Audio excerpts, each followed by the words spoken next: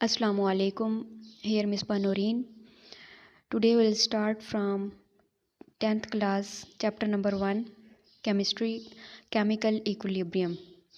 What is chemical equilibrium? Chemical equilibrium के concept को समझने से पहले हमें रिवर्सिबल रिएक्शन, इरिवर्सिबल रिएक्शन के कॉन्सेप्ट का पता होना चाहिए कि ये कौन से रिएक्शन है। तो सबसे पहले हम रिवर्सिबल और इरिवर्सिबल रिएक्शन देखेंगे। कंप्लीट रिएक्शन जो होते हैं वो इरिवर्सिबल रिएक्शन होते हैं। उनको कंप्लीट रिएक्शन क्यों कहा जाता है? क्योंकि इरिवर्सिबल रिएक्शन में हमारे पास जो रिएक्टेंट होते हैं वो आपस में रिएक्ट करके प्रोडक्ट बनाते हैं और वो प्रोडक्ट हमें अचीव हो जाता है। रिएक्टेंट क्या है? वो सब्सटेंसेस जो आपस में रिएक्ट करती हैं और रिएक्ट करने के बाद जो चीज़ बनाती हैं वो हमारे पास प्रोडक्ट होती है। और यहाँ पे जो आप देख रहे हैं कि हाइड्रोजन और ऑक्सीजन यहाँ पे आपस में रिएक्ट कर रही हैं, तो ये हमारे पास रिएक्टेंट हैं, हाइड्रोजन और ऑक्सीजन। और जब ये आपस में रिएक्ट करने के बाद वाटर का मॉलिक्यूल बनाते हैं H2O, तो ये हमारे पास प्रोडक्ट है। तो इन रिएक्टर ने आपस में रिएक्ट करके प्रोडक्ट बनाई जो एंड पे 90% है हमारे पास। तो ये कंप्लीट रिएक्शन कैसे हुआ कि फॉर एग्जांपल हमारे पास एक बीकर है, हमने उसमें रिएक्टेंट डाल दिए, हाइड्रोजन एंड ऑक्सीजन आपस में उन्होंने रिएक्ट किया और वाटर के मॉलिक्यूल हमारे पास बन गए। तो ये हमारे पास एक कंप्लीट रिएक्शन हो गया, मतलब तमाम रिएक्टेंट ने आपस में रिएक्ट कर लिया और प्रोडक्ट हमें अचीव हो गया। 90% प्रोडक्ट हमें अचीव हो गया। तमाम रिएक्टेंट रिएक्ट कर चुके हैं और प्रोडक्ट हमें अचीव हो गया। ज़्यादातर इंडस्ट्रीज़ में हमें जो है वो हमारा टारगेट होता है कि हम किसी भी प्रोडक्ट को अचीव करें। फॉर एग्ज़ाम्पल हम कोई भी मेडिसिन बना रहे हैं, कोई स्पेशल हमारा टारगेट है कि हम जो है वो कि कोई भी ऐसी मेडिसिन बनाए। फॉर एग्ज़ाम्पल हम मैप्राजोल मेडिसिन बना रहे हैं, तो उसके अंदर जो हमें रिएक्टेंट चाहिए जो रिएक्ट करके हमें मैप्राजोल मिले, तो वो जब रिएक्टेंट आपस में रिएक्ट करेंगे और हमारे पास वो मेडिसिन प्रोडक्ट बन जाएगी, टोटल हमारे पास बहुत बड़ी मिकदार में प्रोडक्ट बन जाएगी, तो वो हमारे पास होगा कि हमने टारगेट अचीव कर लिया है, वो कंप्लीट रिएक्शन है। और ज़्यादातर इंडस्ट्री में जो है वो लैब में कंप्लीट जो है वो रिएक्शन होते हैं। दूसरे रिएक्शन है हमारे पास रिवर्सिबल रिएक्शन। ये नाम से शो हो रहा है कि ये रिएक्शन जो है ना रिवर्स हो जाती हैं। रिवर्सिबल रिएक्शन होते हैं जो रिवर्स हो जाते हैं। रिवर्स कैसे हो जाते हैं? जब हमारे पास रिएक्टेंट आपस में रिएक्ट करके प्रोडक्ट बनाते हैं, तो वो जो प्रोडक्ट होती है वो डिकम्पोज हो जाती है। बैक साइड पे जो हमारे पास प्रोडक्ट बनते हैं वो आपस में रिएक्ट करके दोबारा रिएक्टेंट में कन्वर्ट हो जाते हैं, तो इसमें हमें प्रोडक्ट अचीव नहीं होती। तो ये हमारे पास रिवर्सिबल रिएक्शन है। यहाँ पे हम देख रहे हैं कि A+B ये रिएक्टेंट आपस में रिएक्ट करते हैं और AB प्रोडक्ट बनाते हैं। लेकिन जो AB प्रोडक्ट होती हैं वो दोबारा से रिएक्ट करके जो है वो रिएक्टेंट में कन्वर्ट हो जाती हैं, तो हमें इससे प्रोडक्ट अचीव नहीं होती। तो ये हमारे पास रिवर्सिबल रिएक्शन है जो बैक साइड पे चला जाता है। इसमें जो बैकवर्ड जो है वो रिएक्शन स्टार्ट हो जाता है। जैसे कि आप देख रहे हैं कि ये जो पहले A+B 70% रिएक्टेंट हमारे पास हैं जो 30% प्रोडक्ट बना रहे हैं। लेकिन जब हमारे पास प्रोडक्ट बन जाती है, इधर 50% प्रोडक्ट बन जाती है या 70% फॉर एग्ज़ाम्पल हमारे पास प्रोडक्ट बन गई है और 30% पीछे रिएक्टेंट है, तो उसमें से 20% प्रोडक्ट दोबारा से रिएक्ट करके रिएक्टेंट बना देते हैं और 50-50 रेशो हो जाती है इन दोनों की। तो AB जो है वो ये डिकम्पोज होते हैं, टूट फूट कर दोबारा AB रिएक्टेंट बना देते हैं। तो ये जो रिवर्स रिएक्शन स्टार्ट हो जाता है जिस रिएक्शन में, तो वो होते हैं रिवर्सिबल रिएक्शन। रिवर्सिबल रिएक्शन के लिए जो एरो हम यूज़ करते हैं, जो इसमें 2 एडेड एरो जो है वो यूज़ की जाती है। यहाँ पे फर्स्ट जो एरो है वो फॉरवर्ड रिएक्शन के लिए जिसमें रिएक्टेंट रिएक्ट करके प्रोडक्ट बनाते हैं। जो दूसरी सेकंड एरो है वो बैकवर्ड रिएक्शन के लिए जिसमें प्रोडक्ट रिएक्ट करके रिएक्टेंट बनाते हैं। तो ये हमारे पास रिवर्सिबल रिएक्शन है।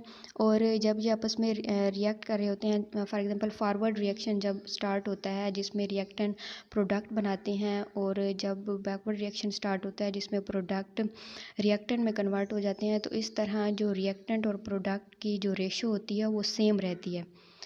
क्योंकि हमने कंप्लीट रिएक्शन में पढ़ा था कि सिर्फ फॉरवर्ड रिएक्शन जिसमें होता है और रिएक्टेंट सिर्फ कन्वर्ट करके प्रोडक्ट बनाते हैं, लेकिन रिवर्सिबल रिएक्शन में हमारे पास जो बैकवर्ड रिएक्शन स्टार्ट हो जाता है, उसमें जो प्रोडक्ट होती है वो दोबारा से रिएक्टेंट बनाना स्टार्ट कर देती है। तो इस तरह इनकी प्रोडक्ट की और रिएक्टेंट की रेशो जो है वो चेंज नहीं होती, वो सेम रहती है। इनके एग्जांपल हम देख लेते हैं। हमारे पास हाइड्रोजन गैस है, उसको हम आयोडीन गैस जो कि पर्पल होती है आयोडीन, तो उसके साथ रिएक्ट करवाते हैं तो हमारे पास बीकर में हाइड्रोजन आयोडाइड बन जाता है। तो जैसे ही आयोडीन को हम रिएक्ट करवाते हैं हाइड्रोजन गैस के साथ, तो आयोडीन का जो पर्पल कलर होता है वो फेडेड हो जाता है। तो वो हमारे पास हाइड्रोजन आयोडाइड कलरलेस बना देता है। तो ये हमारे पास फॉरवर्ड रिएक्शन है।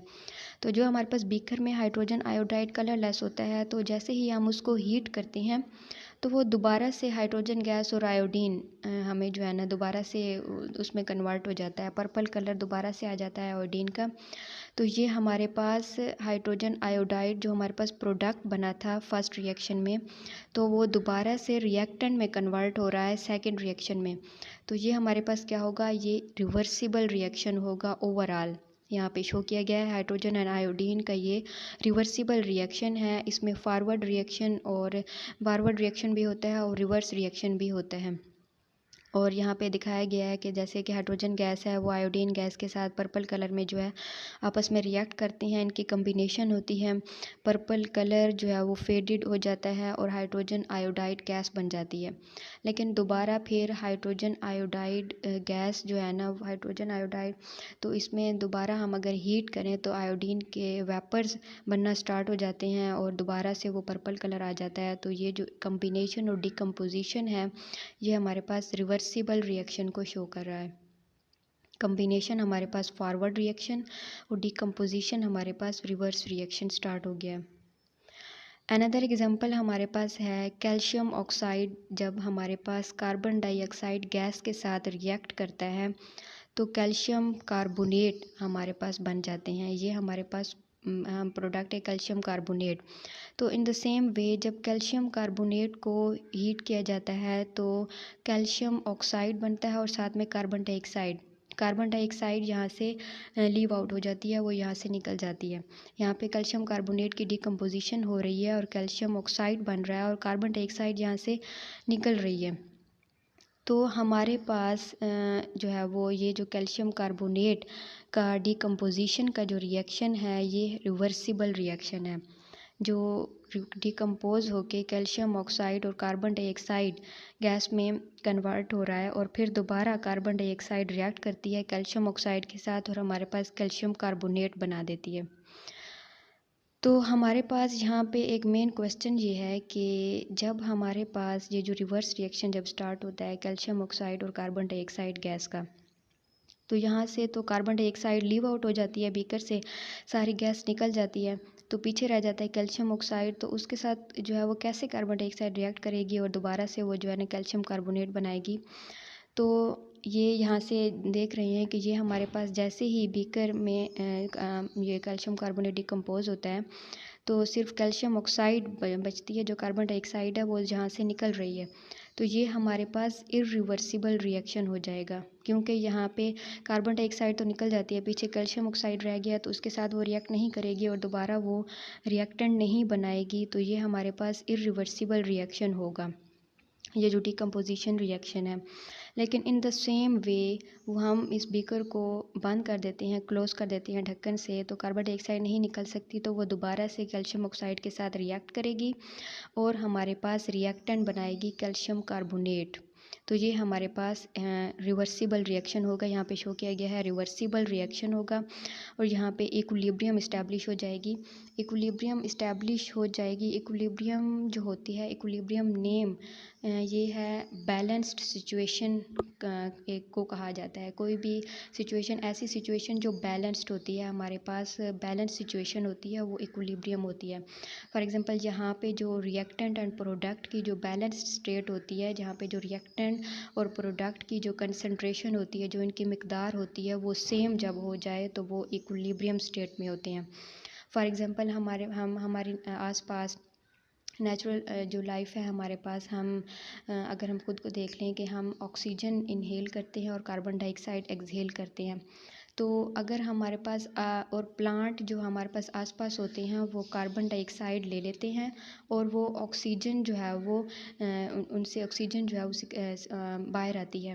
तो अगर हमारे पास प्लांट नहीं है आसपास, तो हम जो कार्बन डाइऑक्साइड एक्सहेल करते हैं तो वो तो एनवायरनमेंट में बढ़ती जा रही है, जो हम प्लांट काटते जा रहे हैं वो बढ़ती जा रही है और हीट का बायस बनती जा रही है। तो प्लांट्स जो हैं वो कार्बन डाइऑक्साइड को ले लेते हैं, तो इस तरह सिचुएशन बैलेंस्ड हो जाती है, हमारे पास बैलेंस्ड सिचुएशन बन जाती है, ऐसी कोई लॉस नहीं होता। और हमारे पास जो एक्वेटिक एनवायरनमेंट होता है इन समंदरों में, जो हमारे पास जो प्रेशर होता है ऑक्सीजन का, वो एक लिमिट में होता है, एक लिमिट में ऑक्सीजन का प्रेशर होता है, जिसकी वजह से जो है फिशेस जो है वो यहाँ पे जो है वो यहाँ पे रहती हैं। अगर हमारे पास ऑक्सीजन की या कार्बन डाइऑक्साइड की मिकदार को बढ़ा दिया जाए समंदरों में या उनमें, तो वो उसमें नहीं रह सकती। तो एक लिमिट में वहाँ पे ऑक्सीजन का प्रेशर होता है, तो इस वजह से उनकी वो लोग वहाँ पे सर्वाइव कर रही हैं। तो इसी तरह इक्विलिब्रियम की जो स्टेट है यहाँ पे बैलेंस्ड स्टेट हो जाती है, तो उसको हम इक्विलिब्रियम का नाम देते हैं, केमिकल इक्विलिब्रियम।